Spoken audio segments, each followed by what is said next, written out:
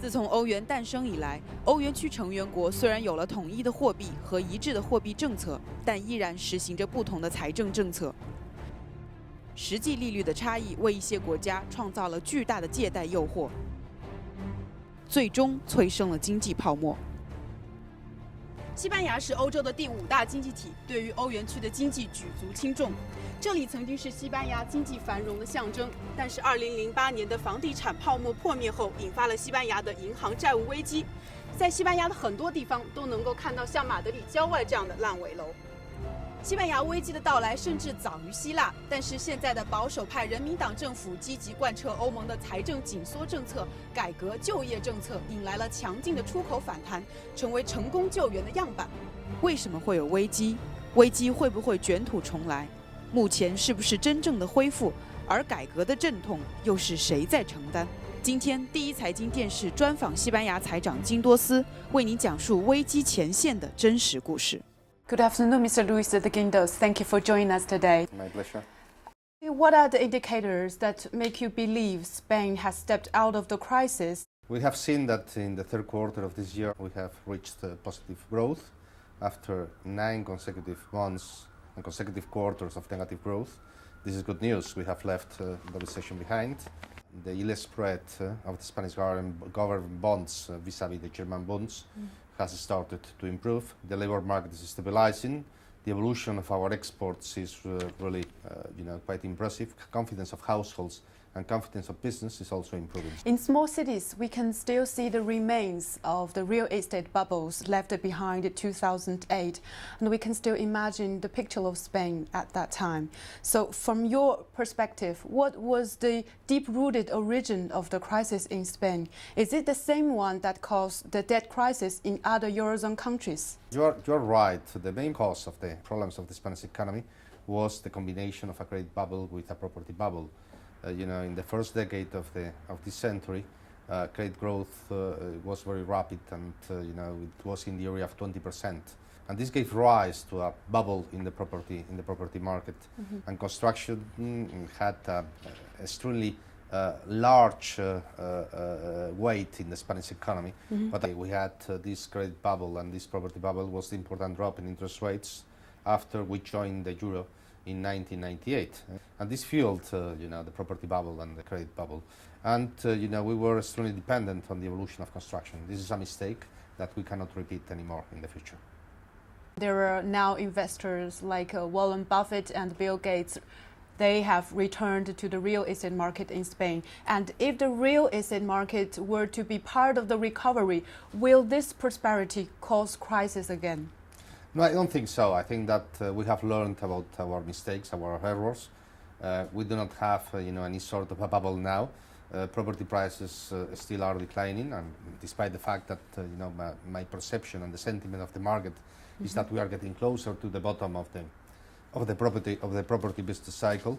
西班牙不是希腊、爱尔兰等小国，它本身就占据欧洲中央银行执行董事4个国家席位的一席。保卫西班牙的金融体系，就是保卫欧元体系本身。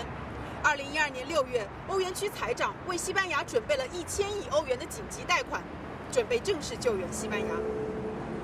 During the process of EU's unification, do you think that the EU's policy has already exceeded the Spanish sovereignty? Well, I think that the process of creating the Eurozone and having a single currency is a process that you have to give away, part of your sovereignty in economic policy, and you have to coordinate much more your economic policies. But that's totally normal. And I think that one of the main flaws that we had in the past was that it was not only a monetary policy union. We should have also something that goes beyond that. We need also much more coordination in fiscal policy and much more coordination in structural reforms. In early 2014, Spanish banks stepped out from the bailout program of the EU, but bad loans are still problematic. So what made you believe that Spanish banks can stand face to face to the inside and outside challenges? You are totally right that the non-performing loan ratio is on the rise, but it's on the rise because it's a sort of backward-looking indicator. it's not really an increase in the default rate. Is that all the the hidden non-performing assets that were in the banks in Spain have come to the surface, and now are included and embedded in the non-performing loan ratio. From now on, the Spanish banks are going to perform much better. We have injected a lot of capital. They have written down accounts for something that is in the area of 250 billion euros. 从理论上说，金多斯财长把肃清财政作为救援经济的优先工作是合理的，但紧缩财政直接侵犯了普通民众的利益，还造成了失业率高居不下，这让民众更加痛苦。Jobless youth cannot feel the recovery, so how do you plan to convince them? Well, it has been always the priority. I think that first of all we had to stabilize the financial conditions of the Spanish economy, and now the main task of the government is to start to reduce the unemployment rate and to start to create jobs. So that this stabilization of the financial side of the economy starts to be transferred and to be reflected on the conditions of the real economy. The debt-to-GDP ratio in the country is still very high, but we seem to have already reached the limit that the society can afford.